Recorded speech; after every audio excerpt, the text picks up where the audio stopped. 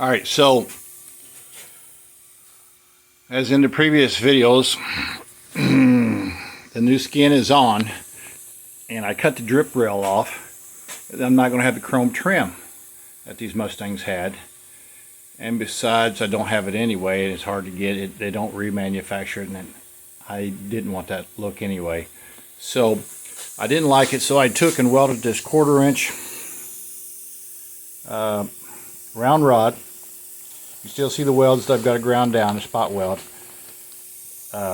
This is already grounded down, but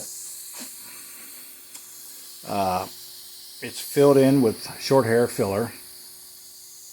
And I'm not sure about this little lip thing going on here. I don't think the Mustangs had that, but so let me unplug it. Air, noisy. Okay, so I want to get the drip rail done, and I still want this little dip to give it some kind of look.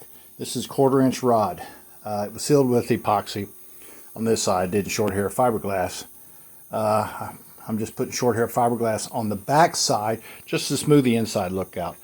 I don't have the interior trim that goes there or a headliner. That's a whole nother story. I'm still going to flush mount the windows. I'm gonna weld a piece of steel all the way across here, 14 gauge all the way across, to hold that up. As it comes down here at the bottom, it's going to be where it attaches here is going to be level, so it's going to be at an angle. So it's going to start flush, and then it's going to, as it comes down, it's going to go down. But I've looked at a lot of other vehicles, newer vehicles, and that's how they are, so I'm okay with that.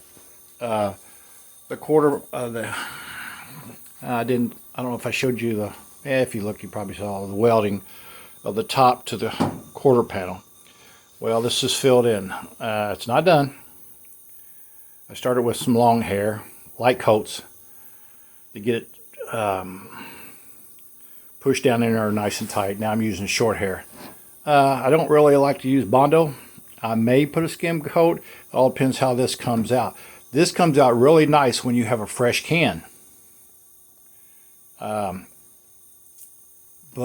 as it gets a little bit older and more solid, it's hard to get perfect pinholes and different things.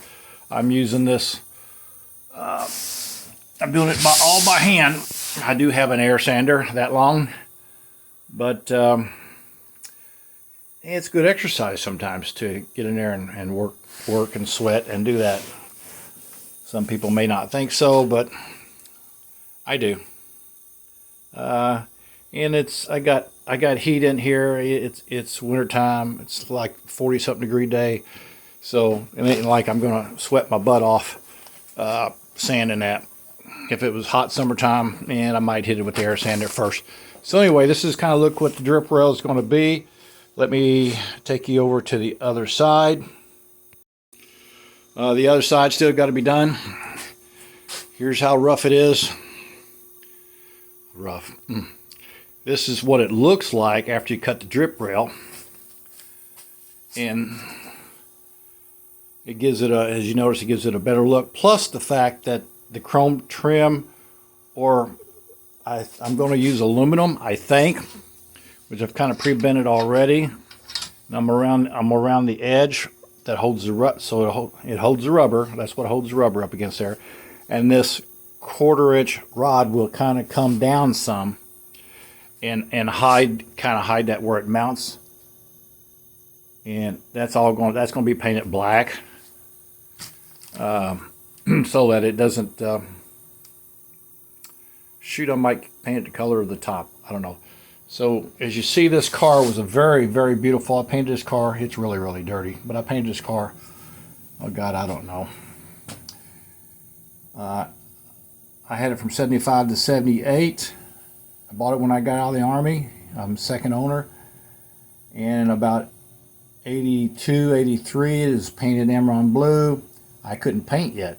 Oh, wait a minute. It was painted one time in between that back medium chestnut brown. I painted this. It's, you know, it's hard to see what it really looks like before I got in here. And really, it's dirty and everything, but a very, very beautiful car. Won a lot of trophies with the car, the paint, best engineering, different things. I will give a whole video of it when it's all done, hopefully. The French antenna. Some may not like it, but it's got transit tail lights go all the way across the back. Anyway, tilt front end. It all bolts together. Got framework, works nice. Got shocks on it. Oh yeah, I had a little welding, had a little sparks. You know how that goes. But anyway, just got to stay alert, and you got to have these blankets because you just can't totally assemble the car. You can, but I didn't. Just the car was done. It was nice. It was beautiful, but I had T-topped it and didn't like T-tops anymore, and didn't like driving in the sun and all that good stuff. And T-tops went out of style. Besides those old tops, they leaked. They were made by an aftermarket kit, Hurst, for GM bodies from '75 to '78. So it was more of a not quite as curved roof. I'm actually really digging this new roof skin on here. I got it from Kentucky Mustangs for $400 and something. Only one company makes them. I got a windshield too. Even though the old one's here, it's just for mocking up to set the window, flush mount the window. So I hope this is still recording. Anyway, all done.